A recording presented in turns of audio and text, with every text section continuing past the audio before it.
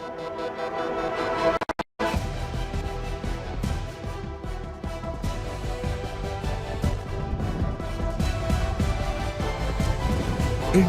Voice, आपकी सोच, आपकी आवाज।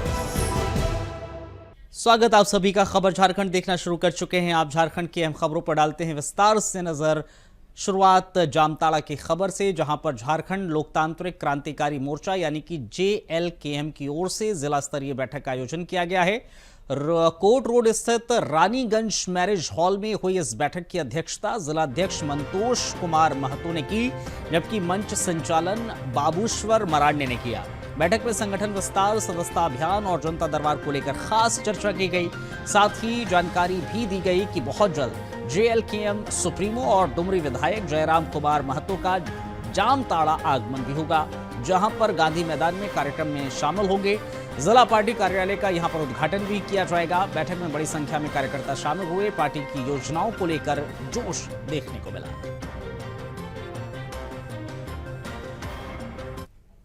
आज JLKM जामताड़ा के जिला की ओर से जिला स्तरीय बैठक का आयोजन रानीगंज स्थित मैरिज हॉल में किया गया, जिसमें ये एक समीक्षा बैठक है कि विधानसभा चुनाव के बाद से ही हम लोग का बैठक ना के बराबर हुआ था। चूँकि बैठक होने के बाद ये निर्णय लिया गया कई प्रस्तावों पर कि सभी प्रखंडों का, जामताड़ा जिला के सभी 6 प्रखंडों का भ्रमण पुनः किया जाएगा और विस्तारीकरण किया जाएगा। नए लोग जो हमारे साथ जुड़ना चाहते हैं, जो टेलीफोनिक माध्यम से बात होती है, जो लोग और मुलाकात होती है, उनको पार्टी में शामिल किया जाएगा। और अगले महीने को हमारे पार्टी के केंद्रीय अध्यक्ष और माननीय डुमरी विधायक जयराम कुमार महतो जी का आगमन जामताड़ा स्थित गांधी मैदान में एक बृहद कार्यक्रम कराने का हम लोग प्रस्ताव लिए हैं, जो दादा से भी हम लोग का बातचीत हुआ है। और उनका आने के बाद ही उनके शुभारंभ के साथ ही पार्टी कार्यालय का भी उद्घाटन किया जाएगा, सदस्यता अभियान का भी शुरुआत किया जाएगा एक बेहतर तरीके के साथ, जोरदार तरीके के साथ। और निश्चित तौर पर आने वाले समय में नगर निकाय चुनावों में, विधानसभा चुनावों में हम लोग मजबूत स्थिति के साथ रहेंगे। अब खबर जमशेदपुर से है, जहां पर BSNL ब्रॉडबैंड सर्विस के संवेदकों ने बिना किसी पूर्व सूचना के खातों में लगातार पैसे कटने के खिलाफ सोमवार को GM कार्यालय पर जोरदार धरना प्रदर्शन किया है। संवेदकों ने BSNL महाप्रबंधन पर मनमानी का आरोप लगाते हुए मोर्चा खोल दिया और साफ चेतावनी दी है कि अगर उनके पैसे वापस नहीं किए गए तो शहर की ब्रॉडबैंड सेवा पूरी तरह से ठप कर दी जाएगी। प्रदर्शन कर रहे संवेदकों ने कहा है कि वो भी उपभोक्ताओं तक इंटरनेट सेवा पहुंचा रहे हैं और उनके साथ हो रहा अन्याय अब बर्दाश्त नहीं होगा। उन्होंने यह भी कहा है कि अगर समाधान नहीं हुआ तो करीब 25,000 यूजर्स की इंटरनेट सेवा को बाधित किया जा सकता है। जिसे हम लोग यहाँ के लिए आए हुए हैं। मैं चाहता हूँ कि कई महीनों से हम लोग ये देख रहे हैं, संवेदक देख रहे हैं, हमारे TIP एजेंसीज देख रहे हैं कि मनमाने तरीके से अकाउंट सेक्शन के द्वारा बगैर किसी को सूचना दिए हुए मनमाने तरीके से पैसा TIP लोगों का काट लिया जा रहा है। आप बताइए 2019 से लेकर 2025 तक में आप भाड़ा के नाम पे पैसा पहले काट लिए बगैर सूचना के। उसके बाद अभी आप नए इस महीना में आपने पेनल्टी चार्जेस लगा दिया बगैर कोई सूचना के। ये कौन सा नियम है? आप कहते हैं हम लोग बिजनेस पार्टनर है, 50-50% का हम लोग का लेन देन है, तो फिर इस तरह का अंधा कानून क्यों? आपका सर्विस हम लोग देते हैं। अगर हम संवेदक, अगर हमारी बात नहीं मानी जाएगी तो जमशेदपुर में करीब हमारे पास 25 से 30 हजार कनेक्शन है इंटरनेट का, हम लोग बंद कर देंगे। जब हमें भूख हड़ताल, जब हमें भूखे मरना है, आपके द्वारा, आपकी नीतियों के द्वारा जब हम लोग रोड पे आना है, सारी कंपनियां बोनस दे रही है और हमें अपने पेमेंट के लिए धरना पे बैठना पड़ रहा है, तो हम लोग सारा इंटरनेट बंद करेंगे, आपके ऑफिस का तालाबंदी करेंगे। इधर सरायकेला जिले के कुचाई प्रखंड के अंतर्गत छोटा सिगोई पंचायत के तेरांगडीह गांव में ग्राम प्रधान निरंजन महतो की अध्यक्षता में एक आम सभा का आयोजन हुआ। इस ग्राम सभा का मुख्य उद्देश्य था कि गांव के सुचारू संचालन और विकास कार्यों के लिए 9 स्थानीय समितियों का गठन करना, जिसमें सामुदायिक वन संसाधन प्रबंधन समिति, ग्राम विकास समिति, निगरानी समिति, न्याय समिति, ग्राम शिक्षा समिति, स्वास्थ्य समिति जैसे प्रमुख समितियां शामिल रही। बैठक में ICFG के सोहनलाल कुम्हार, भरत सिंह मुंडा, सुखराम मुंडा और रामकृष्ण मुंडारी जैसे प्रमुख लोगों ने हिस्सा लिया। सर्वसम्मति से समितियों ने 3-3 सदस्यों को चयन हुआ और CFRMC के लिए नियम तय कर सरकारी मान्यता प्राप्त बैंक में बचत खाता खोलने का भी निर्णय लिया गया। वहीं ग्राम सीमा पर शिलापट स्थापित करने का प्रस्ताव पारित हुआ। साथ ही पगार डी में पंचायत मुखिया रामसोई के नेतृत्व में वन भूमि पर वृक्षारोपण भी किया गया।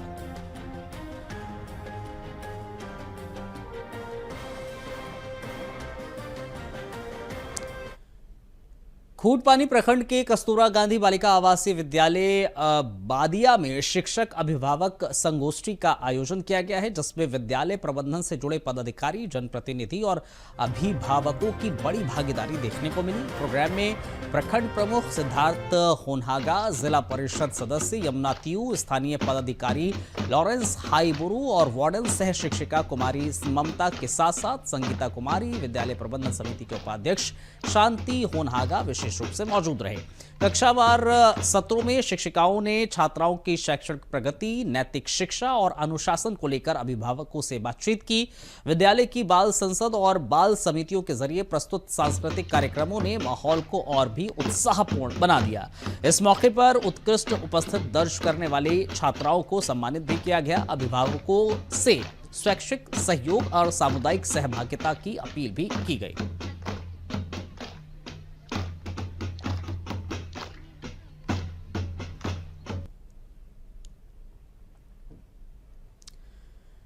जमशेदपुर की गोविंदपुर जल आपूर्ति योजना को लेकर उत्तरी सरजमदा पंचायत भवन में एक महत्वपूर्ण त्रिपक्षीय बैठक का आयोजन हुआ है, जिसमें उपायुक्त कर्ण सत्यार्थी, जिला परिषद चेयरमैन बारी मुर्मू, पेयजल विभाग के अधिकारी और 21 पंचायतों के जनप्रतिनिधि मौजूद रहे। बैठक में शुद्ध पेयजल को सुचारू आपूर्ति, पानी की लीक समस्या और नए कनेक्शन और पुराने रसीदों का हिसाब जैसे अहम मुद्दों पर विस्तार से चर्चा हुई। जनप्रतिनिधियों ने खुले मंच से अपनी चिंताएं और सुझाव भी रखे।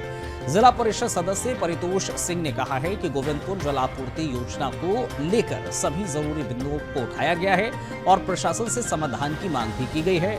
वहीं उपायुक्त कर्ण सत्यार्थी ने बताया है कि ये बैठक शुद्ध पेयजल को लेकर लोगों की चिंताओं को समझने और समाधान निकालने के लिए की गई है। सभी पंचायत प्रतिनिधियों ने सक्रिय भागीदारी की और प्रशासन ने सुझावों को गंभीरता से लिया।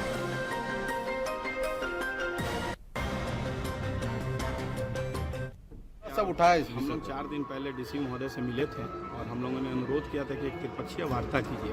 ये गोविंदपुर जलापूर्ति योजना के रोज के झंझट से हम लोग जनप्रतिनिधि परेशान थे, जिसके संदर्भ में आज त्रिपक्षीय वार्ता हुई, जिसमें उपायुक्त महोदय, जिला परिषद अध्यक्ष, उपाध्यक्ष सारे लोग थे। जो मुख्य मुद्दे पर चर्चा हुई कि वो मुख्यतः जो पानी का लीकेज बहुत जगह है, उस लीकेज को बनवाना होगा। डीसी साहब सब मुखिया से आवेदन मांगे हैं कि जल्द से जल्द उसको आवेदन दीजिए और उसको बनाने का निर्देश दिए हैं 6 दिन के अंदर। उसके बाद जो पानी का शुद्धता है उसको जांच करने के लिए अभी जो नियमावली बनी है उसके अनुसार से कि पानी का रेगुलर जांच होगा और जो पैसा बैंक अकाउंट में जो पैसा होना चाहिए वो नहीं है, वो कहाँ है, उन सबको एक जगह करना और आगे 1.5 साल के बाद ये योजना कैसे संचालित होगी अच्छे तरीके से, उसको लेकर एक त्रिपक्षीय वार्ता की गई, जिसमें विभाग के लोग थे और हम लोगों ने अपने पक्ष को मजबूती से रखा, जिसमें ये सब मुख्य समस्याएं थी।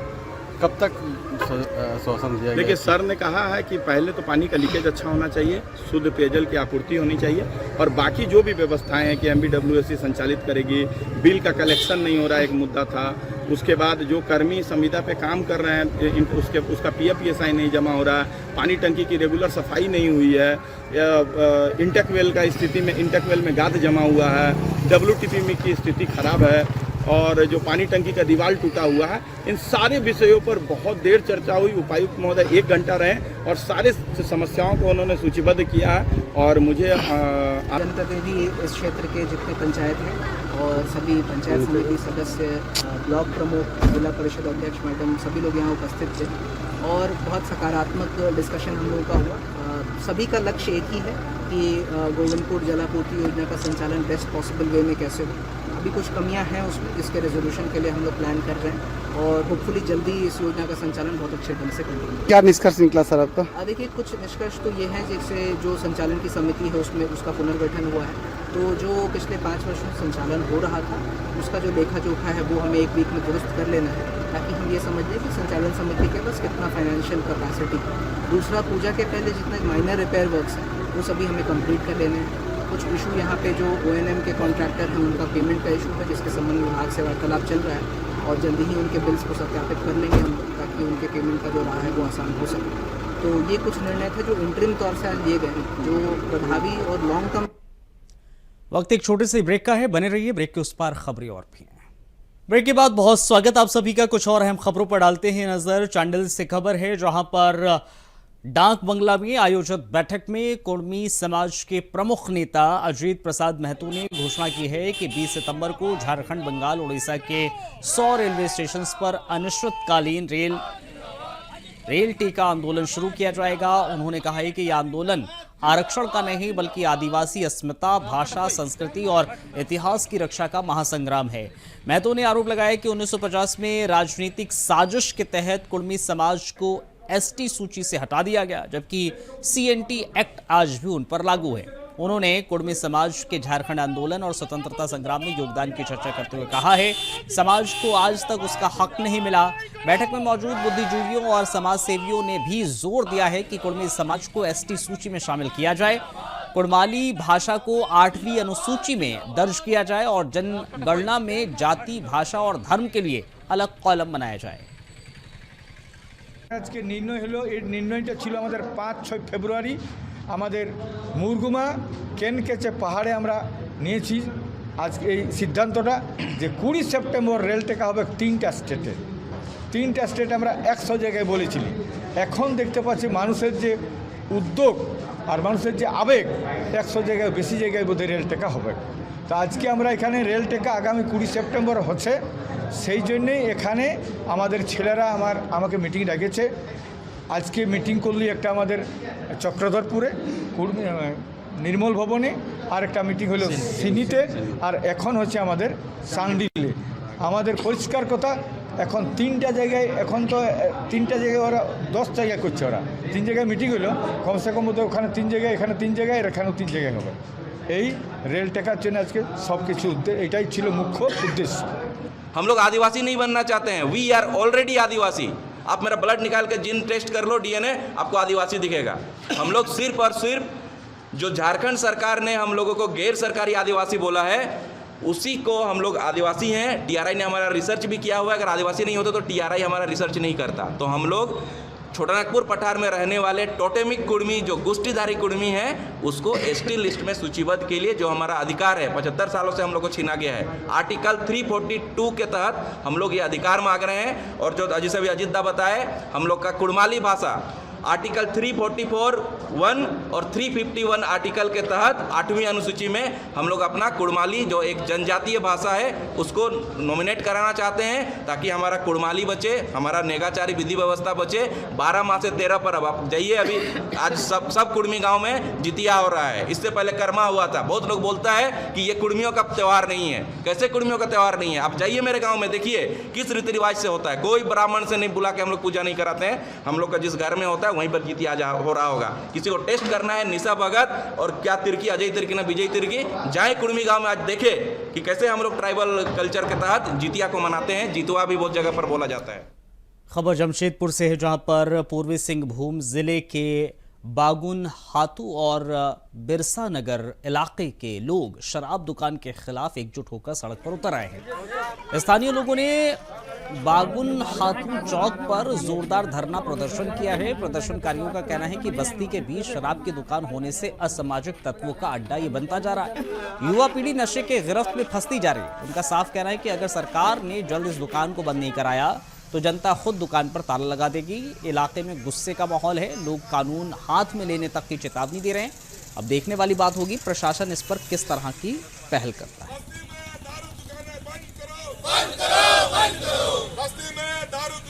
क्या मांग है? मेरा मांग है कि बागुनाथू बस्ती के अंदर में कोई दारू दुकान ना हो, और सरकार को भी शर्म होना चाहिए कि सामने महिला कॉलेज है और उसी का सामने दारू दुकान खोलने का लाइसेंस दे दिया है।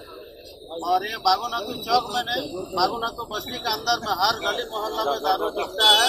और इसमें जो 20-22 साल का समय में जो लड़का का करियर बनाने का समय है, उस समय में लड़का लोग दारू पीने लग गया है। और 1-2 साल का अंदर में वो मर भी जा रहा दारू पीने। और इसमें प्रशासन को जानकारी में ही होता है, जहाँ जो भी अगर दारू बिकता है तो प्रशासन, थाना, पुलिस का जानकारी में ही होता है।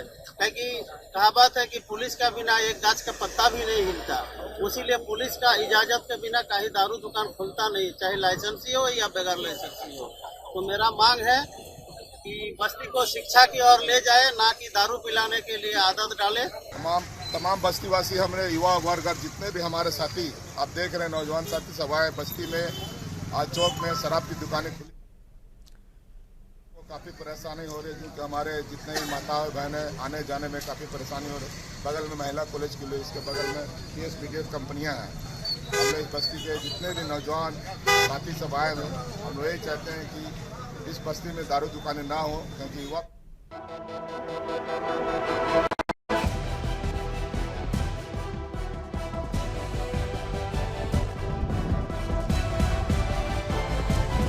इंडिया वॉइस, आपकी सोच, आपकी आवाज।